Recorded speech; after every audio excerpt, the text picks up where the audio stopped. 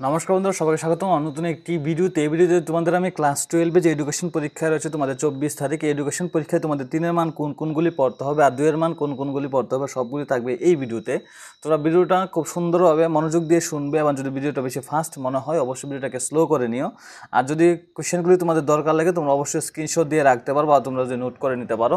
এখন তো সময় নেই, তোমরা নোট করে নিতে পারবে না, ঠিক আছে? তো তোমরা স্ক্রিনশট দিয়েও রাখতে পারো, ঠিক আছে? তো এই অধ্যায়টা রাখছে তোমাদের মহান পাশ্চাত্য শিক্ষাবিদগণ। তো এই অধ্যায় থেকে তোমাদের একটা 2টা 3-এর মান আসবে, ঠিক আছে? তো 2টা 3-এর মান তোমরা ভালোভাবে দেখে নাও যে তোমরা কোন কোন 3-এর মানগুলো আসতে পারে। তো একটা 3-এর মান তোমরা মন্তেশ্বরী শিক্ষা পদ্ধতি 3টি ত্রুটি এটা পড়বে। পেস্তালস্কির শিক্ষা পদ্ধতির কয়েকটি বৈশিষ্ট্য এটাও পড়বে তোমরা। তারপর হচ্ছে ফয়েবেলের শিক্ষা পদ্ধতির 2টি ত্রুটি লেখো, এটাও পড়বে তোমরা। ফয়েবেলের উন্মেষণ তথ্যটি লিখো, এটা তোমাদের পড়তে হবে, ঠিক আছে? তারপর দেখো তোমাদের পড়তে হবে রুশুর শিক্ষা পদ্ধতির কয়েকটি ত্রুটি লিখো। তারপর কিন্ডারগার্টেন পদ্ধতির বৈশিষ্ট্য আলোচনা করো, ঠিক আছে? তারপর থাকছে তোমাদের পর্বে তোমরা এই অধ্যায় থেকে উপহার ও বৃত্তি বলতে কি বুঝো, ঠিক আছে? তারপর হচ্ছে পেস্তালস্কির মধ্যে শিক্ষার লক্ষ্য কি, এইগুলি তোমাদের পড়তে হবে। এই কয়েকটা কোশ্চেন থেকে তোমাদের 2টা কোশ্চেন পরীক্ষায় আসতে চলেছে, তোমরা অবশ্যই জানো তোমাদের জন্য খুবই ইম্পর্টেন্ট এটা।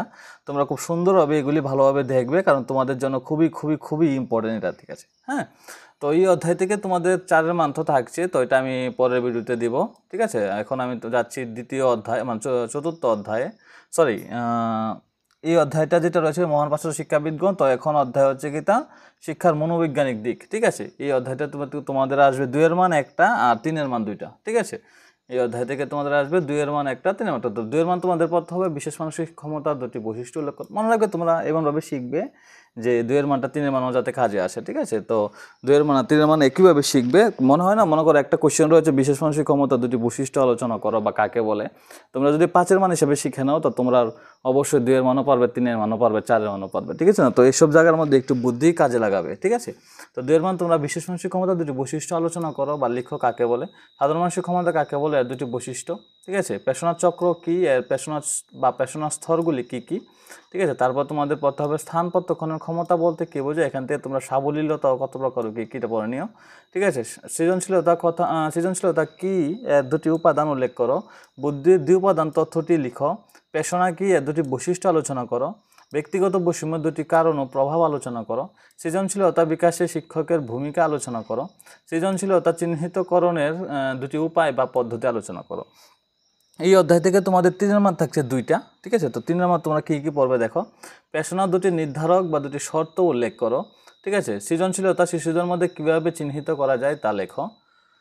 তারপর থাকছে তোমাদের সহজাত বৈষম্যের 2টি প্রকারভেদ আলোচনা করো। পেশনার সৃষ্টিকারী কয়েকটি অন্তর্গত উপাদান কি। শিক্ষাক্ষেত্রে পেশনার প্রকার, ভূমিকা বা গুরুত্ব আলোচনা করো, 3-এর মানের জন্য খুবই ইম্পর্টেন্ট। বুদ্ধির 3টি বৈশিষ্ট্য আলোচনা করো। বুদ্ধির জি এবং এস এর মধ্যে সম্পর্ক আলোচনা করো। পেশনার 3টি বৈশিষ্ট্য আলোচনা করো, এটা কাকে বলে সাথে শিখে নিও, ঠিক আছে? 4-এর মান তো থাকছে না, এই অধ্যায় থেকে থাকছে, তো এটা পরের ভিডিওতে আসবে। তো এই ভিডিওটা এতটুকু পর্যন্তই। তোমাদের 3-এর মান আর 2-এর মানগুলি কটা থেকে তোমাদের আসবে, তোমরা অবশ্যই এগুলি পড়ে নিও, তোমাদের খুবই ভালো হতে চলেছে পরীক্ষা।